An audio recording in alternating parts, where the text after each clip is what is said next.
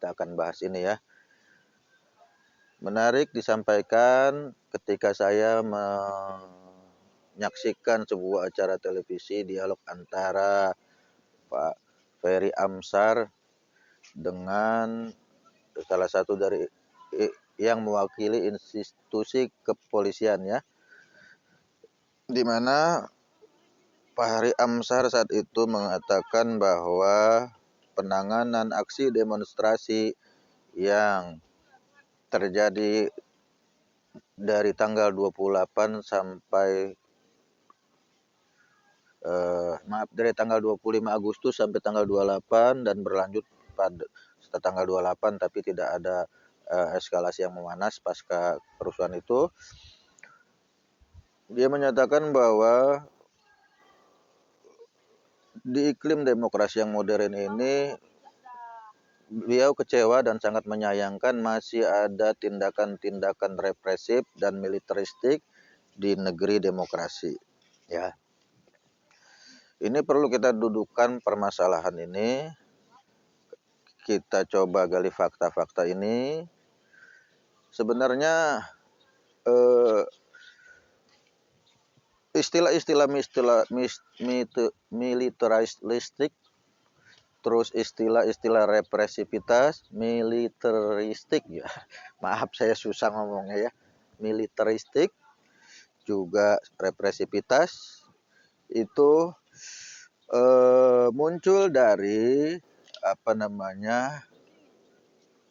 pemikir-pemikir Eropa yang saat itu melihat, mempelajari bahwa pra revolusi Prancis terjadi kezaliman, tindakan aniaya terhadap rakyat ya, sehingga lahirlah yang disebut civil society, negara sipil yang berdaulat dan berupaya meminimalisir lahirnya tindakan-tindakan militer tadi ya, tindakan-tindakan yang anarkis, destruktif yang biasa dibawa oleh militer.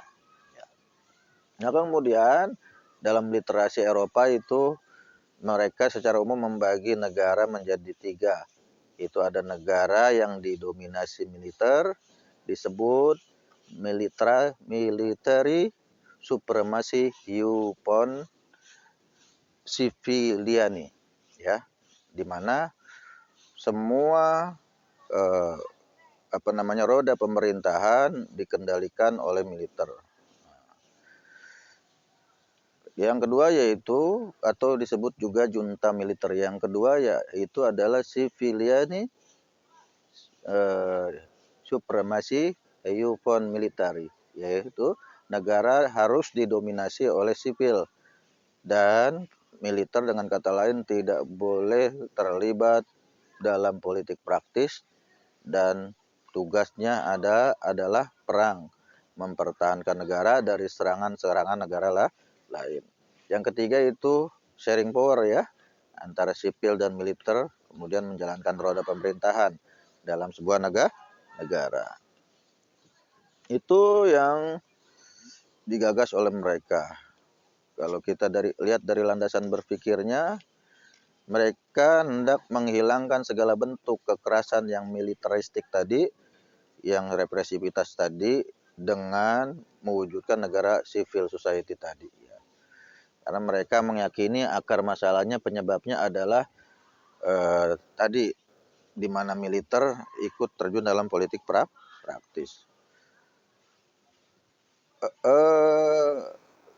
Kalimat-kalimat ini, term-term seperti ini sebenarnya tidak melulu benar. Karena juga banyak negara-negara yang dipimpin oleh sipil tapi bergaya militeristik. Ya. Berarti hubungan kausalitasnya tidak pasti.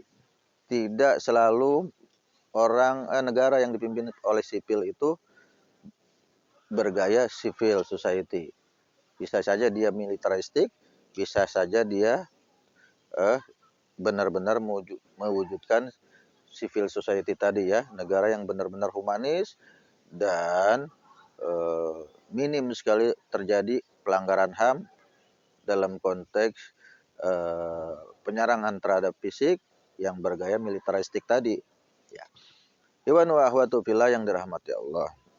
Lalu kita kembali kan hakikat daripada manusia bahwa gaya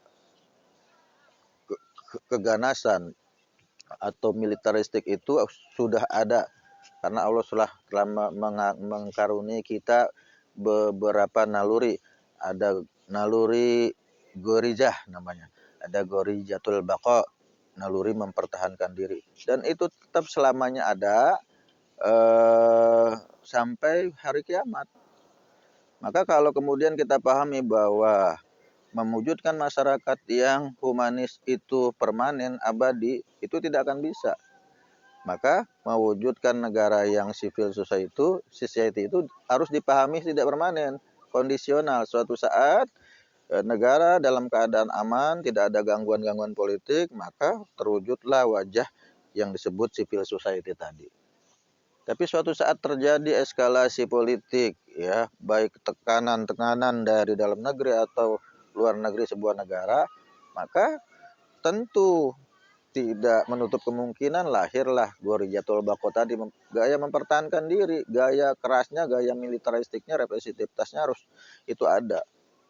Ya kalau kemudian kita selalu melulu berusaha agar bersikap humanis terhadap orang yang keras, ya tentu negara kita akan hancur. Ya, kita bisa lihat di zaman penjajahan Belanda, para pahlawan kita dengan gagah berani itu disebut gaya militeristik. Gorijatul Bakonya bangun untuk mempertahankan negara. Kalau diem aja, damai, ya mustahil kita akan mempunyai negara yang berdaulat seperti ini. Itu ya. Jadi dasar pemikirannya harus kita coba telaah lagi ya. Maka saya katakan sekali lagi, membangun negara yang civil society itu mustahil bisa direalisasikan, bisa diwujudkan menjadi fakta jika dipahami secara permanen ya. Nah, berarti kalau begitu akar masalahnya bukan militer itu boleh terjun di politik praktis atau bukan. Permasalahan aja terkait dari cara berpikir atau dasar fikroh pemikiran suatu bangsa itu sendiri ya. Intinya ke situ. Artinya jika negara dibangun atas dasar ruhiyah, ada nilai-nilai agama di dalamnya, insya Allah itu bisa meminimalisir bentuk gaya militeristik tadi ya. Saat ini kan negara ini sekuler, di mana peran pemerintah terhadap agama itu kurang, dikembalikan pada ulama. Dalam Islam tidak begitu. Dalam Islam semua urusan-urusan agama dan dunia harus